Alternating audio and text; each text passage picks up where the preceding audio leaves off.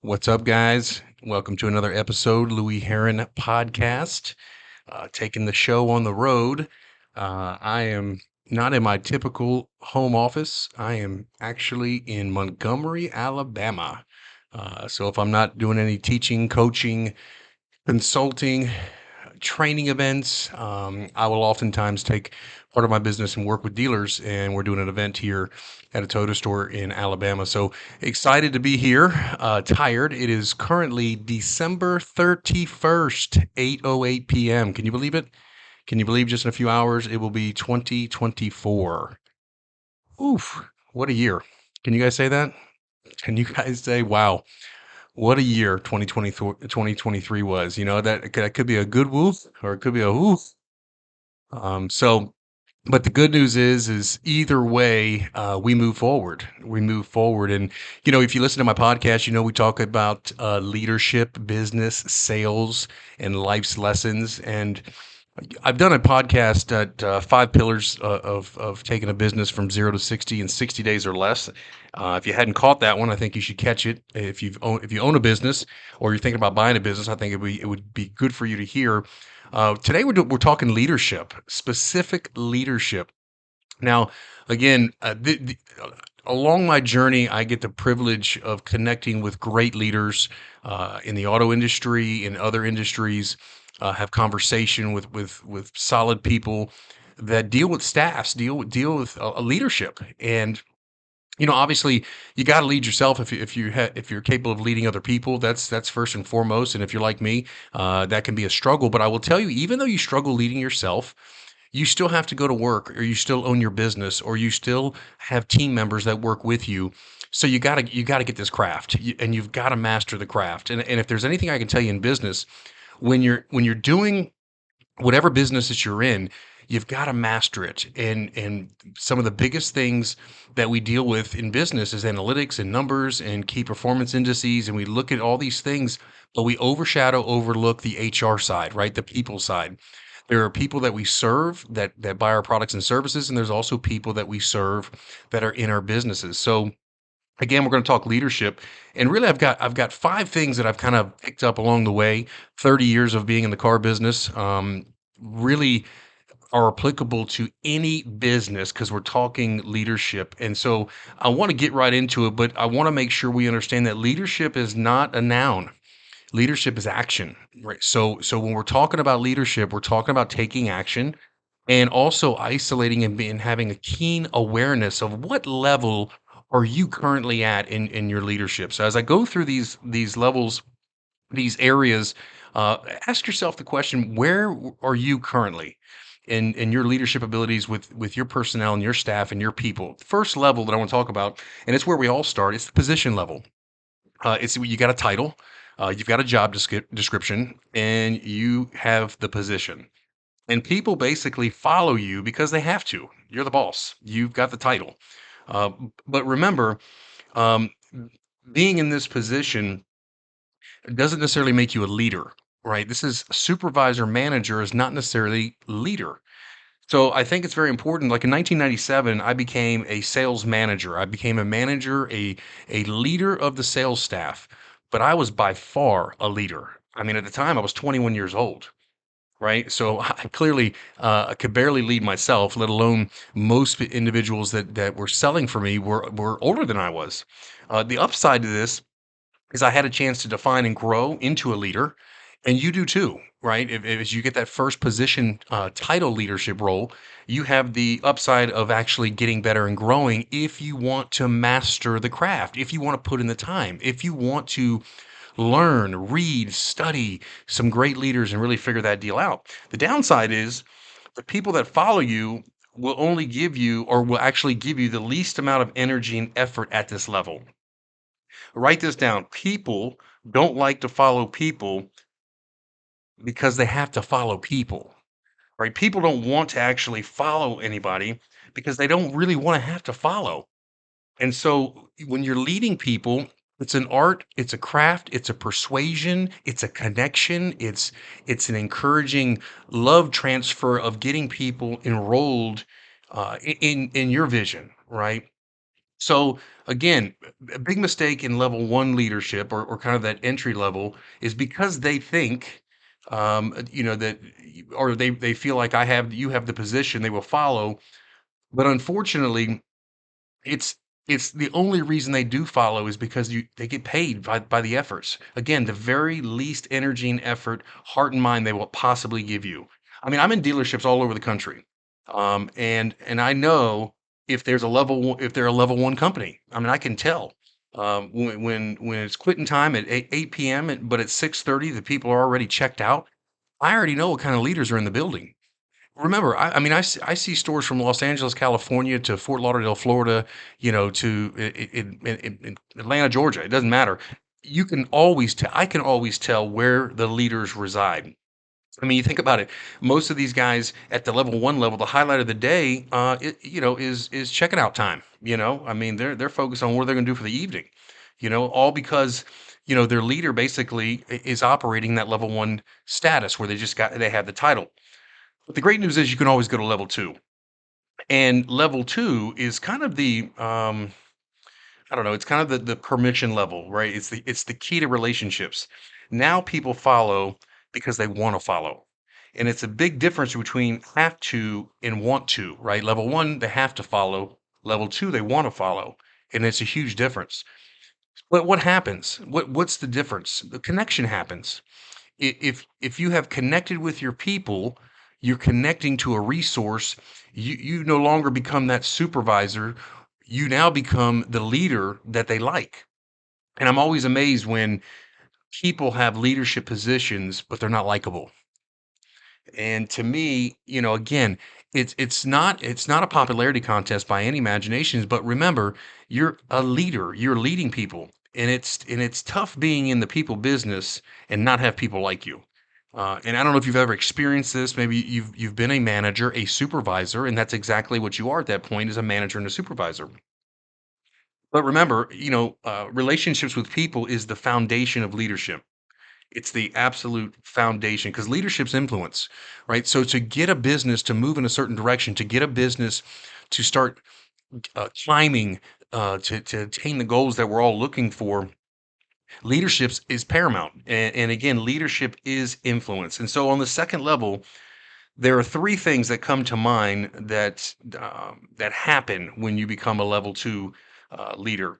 Three things that we have to just kind of really focus on is listen well, observe situations, scenarios, and people, and focus on if our people are actually learning.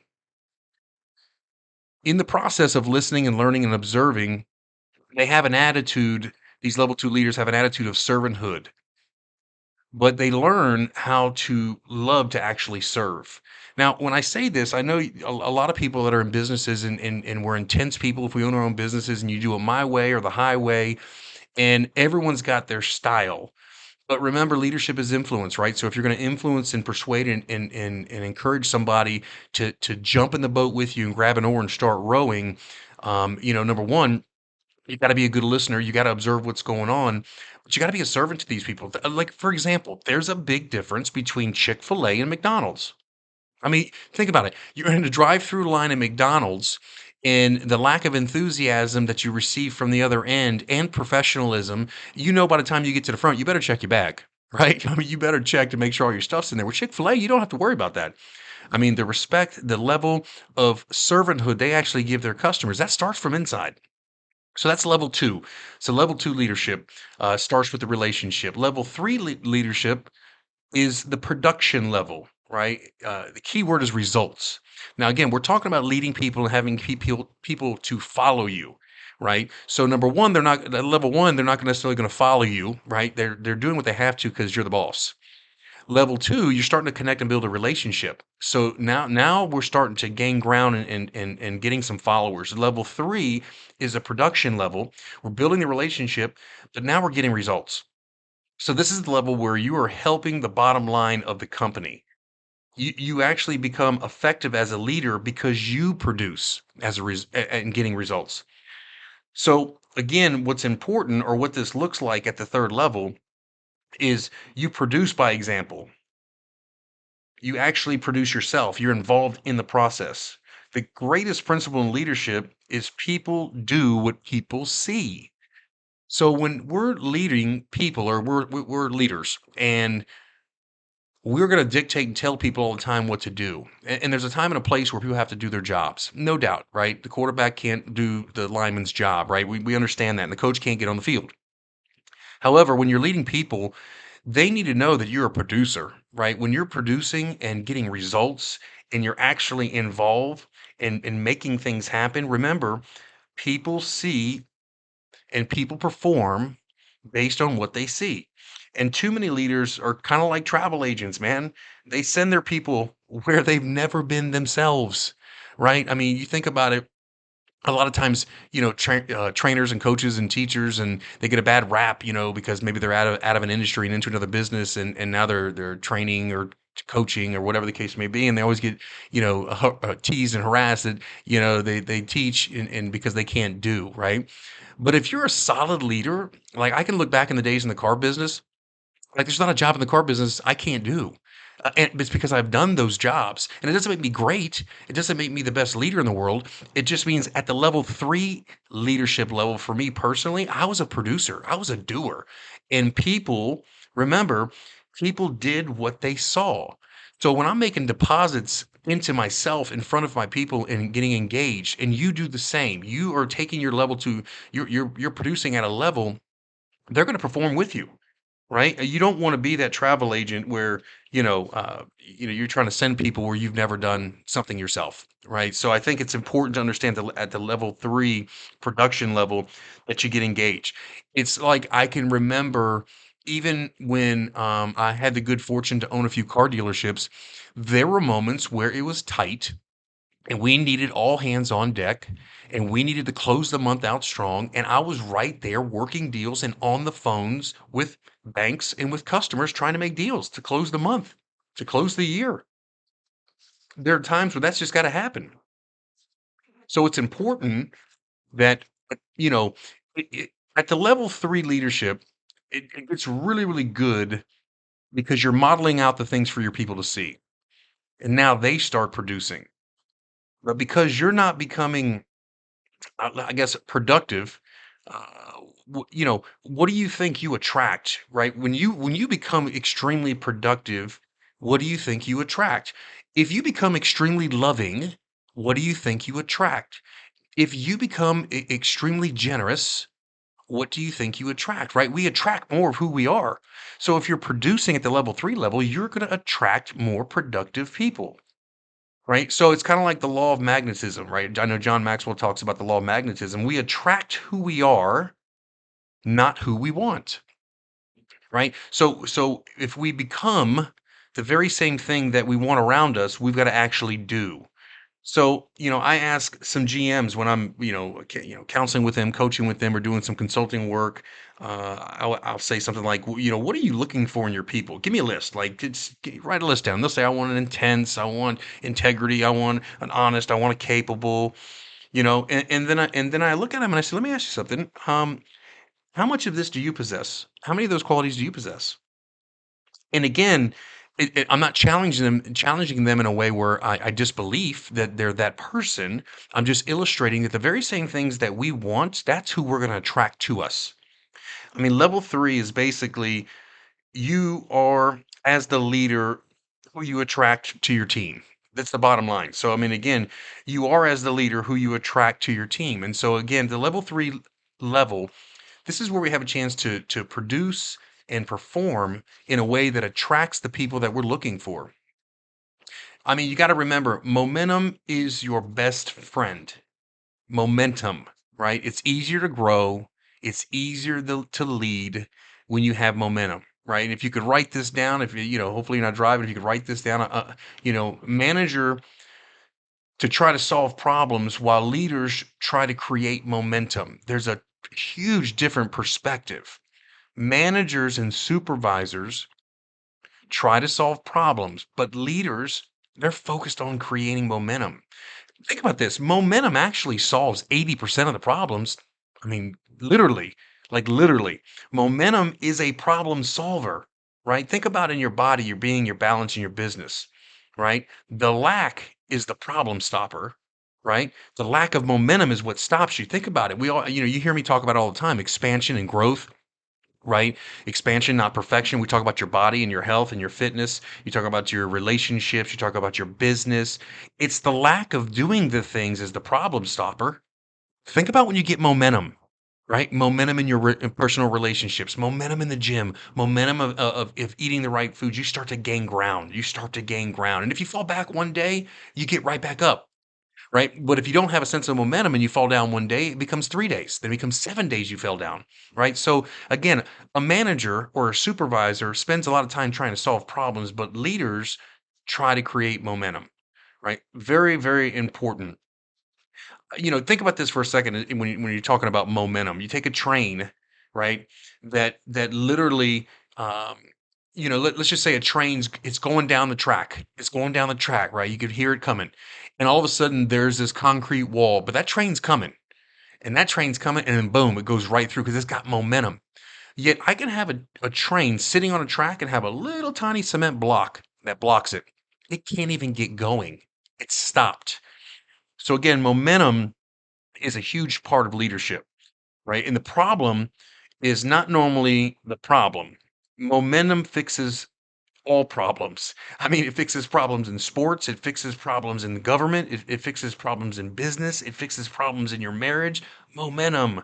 As a leader, you got to focus on getting momentum. And you got to get good at level three. To get good at level three, you got to get the mo going.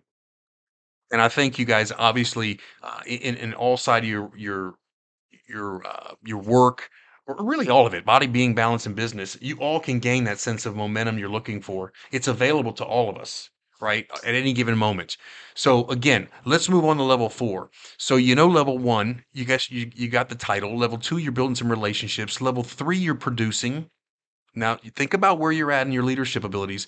And are your people following you because you have a title? Are they following you because you're starting to connect and build a relationship with them? Are they following you because you have the title, building a relationship, and now you're starting to produce? You're getting results to the bottom line, and you are making an impact in the business, and they want to become like you. They're attracted to that. They want what you have. They want to become who you are, but you're modeling that. Now, level four is the people development level, right? This is to me, this is the best part of leadership I ever had in my industry, in the automobile industry, but it's in any business. This is the sweet spot, right? And I love this part. This is where the magic happens. This is when you realize your people are your greatest asset and you yearn to grow them and love them.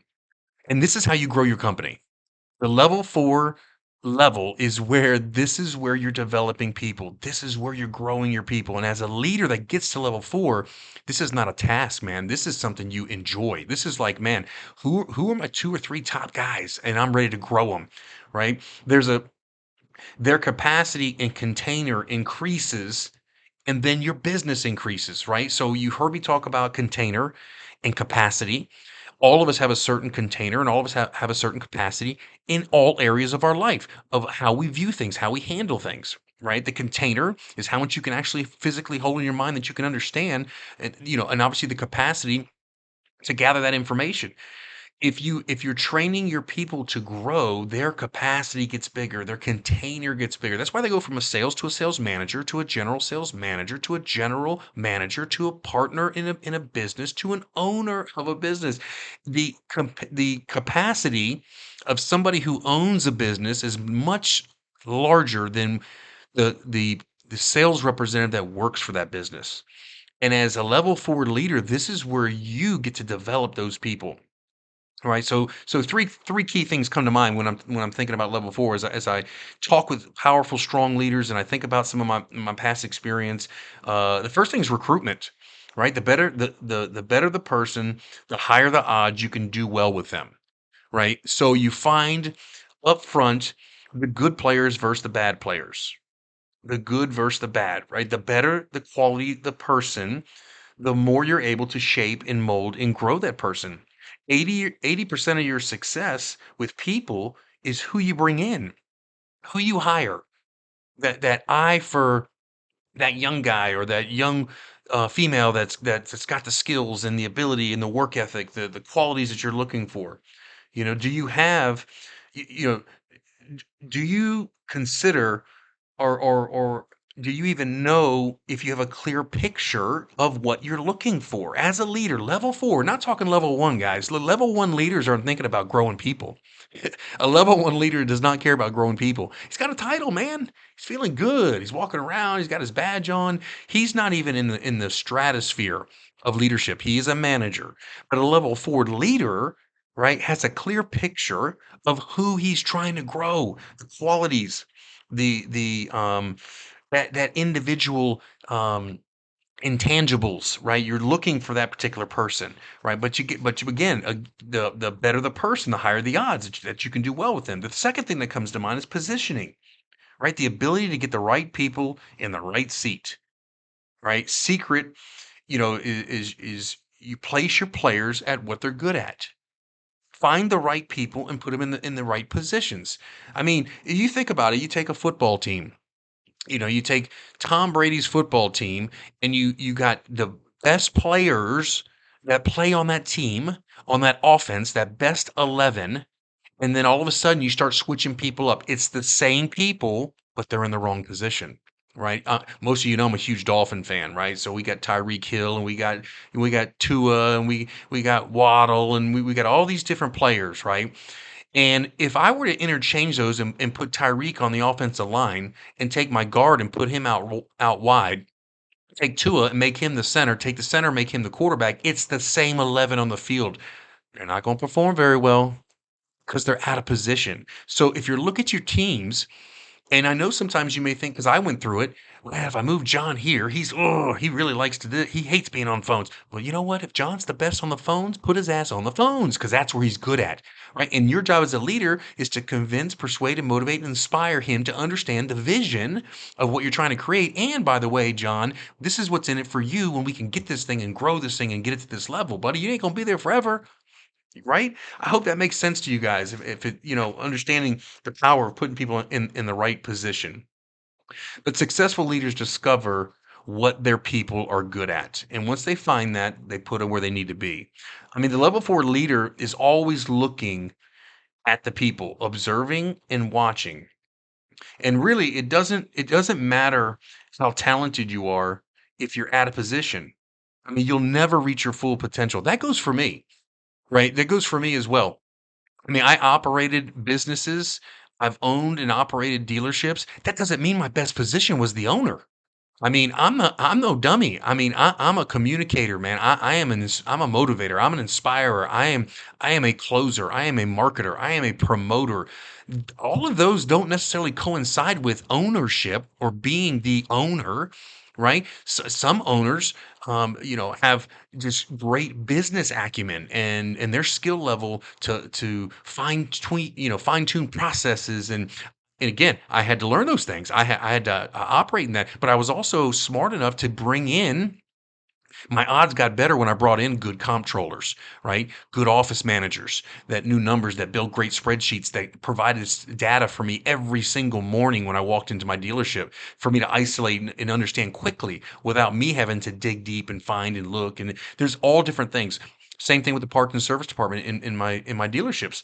I mean, I understand parts and service. It doesn't mean I want to go back and write service or go change the oil. That's not necessarily where I'm most gifted at, right? So again, you got to put your people in the right positions and make sure that you're focused on bringing in the right people. And again, I think when it comes to get your people in the right position, I mean, you've got to really be fantastic at a level 4, recruit well, position well, and equipped well, right? Because you got to recruit well, position well, and equip them well. What do I mean by equipping somebody? That means multiplying yourself. That means getting out of self, getting out of your ego, not being scared that you're going to teach somebody quote unquote too much. Bro, that's what you this is what you're trying to do. You're trying to multiply yourself. And what you do is you equipped your individual people again with kind of three things come to mind. I do it, which means you can't teach what you can't do, right? So how do I equip somebody, right? I do it first, right? And then, they do it with me, right? This is the mentor phase, right? And then I pass the baton and I say, hey, buddy, you do it. And I hand the ball off. right? To help, and I'm there to help them. And then you allow them to do it by themselves, right? That's equipping your people. And so when you have the mindset to grow people, you have your mindset in that level 2 to develop people. This is when compounding happens. You start to compound time, money, and influence. Does that make sense? When you start equipping people, you start compounding 'cause you're multiplying yourself. So you're gaining more time, you're gaining more money, and you're gaining more influence within either your community with your business or acquiring more businesses. When you can train somebody who can actually train somebody else. So I've equipped my people and I've taught them how to equip other people. And then now those people are learning how to equip other people. That's a compound effect.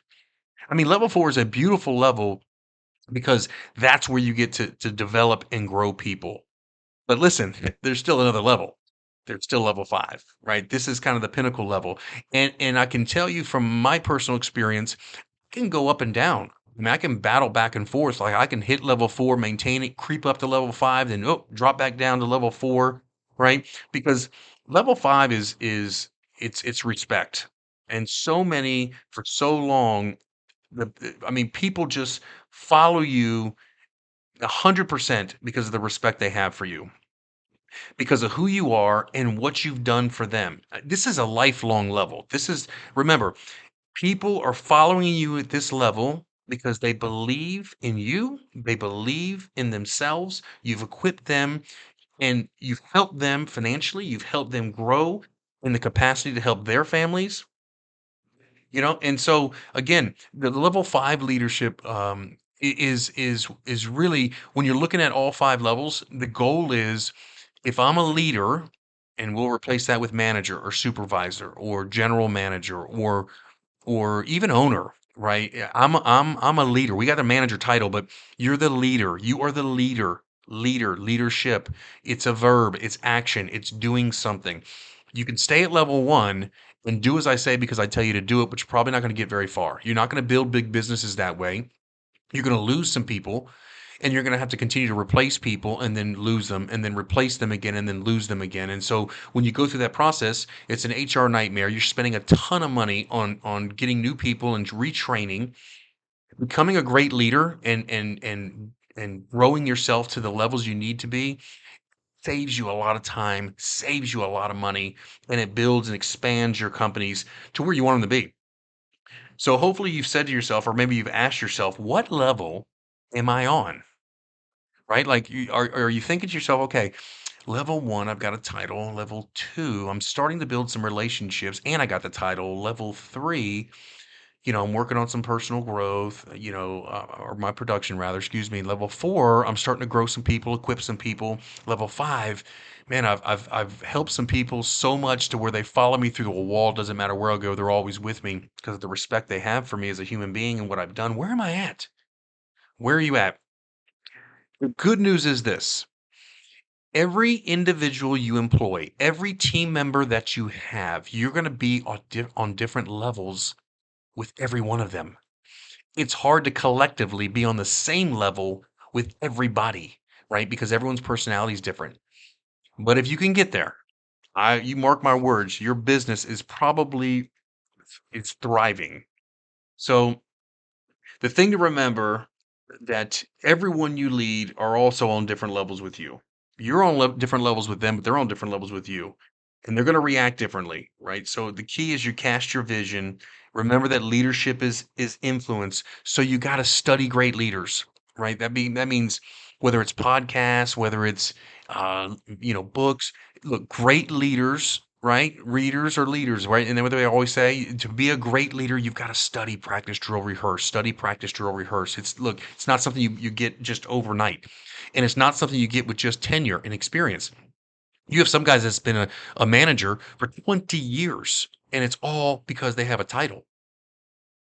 They haven't done anything to grow themselves to become a better influencer or leader within their company. You've seen them, you've worked with them. Maybe you are one of them. I don't know. Maybe you've been in the business for 11 years and you've been a manager, but you're still at that level 1 position. So when we talk about the Louie Herron podcast, we're talking about leadership, business, sales, and life's lessons. We're talking about all the things that help men grow their companies, grow their businesses, grow themselves, focusing on expansion, not perfection. We want to get better every single day. I drop a new episode every single week. And look, guys, I will tell you the greatest form of reciprocity. If you like what you hear, or there's just one thing you took away, or maybe you want to, maybe someone else to hear this, look, I would love for you to share it. You know, make a comment, and just get better. Just again, give to others and let others give back to you. Again, sometimes we, as human beings, we focus too much on our needs versus actually planting good seeds, right? The ego in me, in Louie, always wants my needs met when I should really be focused on handling others' seeds that I could be planting and helping the other people grow. Because in the end, that's the old adage, sowing and reaping. So give of yourself, give of your time, be great, be special. Look, if no one's told you that they love you, just know that if you listen to this podcast, I love you, man. I appreciate you taking your time, valuable time, to grow, expand, get better. And again, hopefully it resonates with you. I'll be dropping the next episode next week. As we move forward, course correct this week. Have a killer week, and we'll see you next time on the Louie Herron podcast.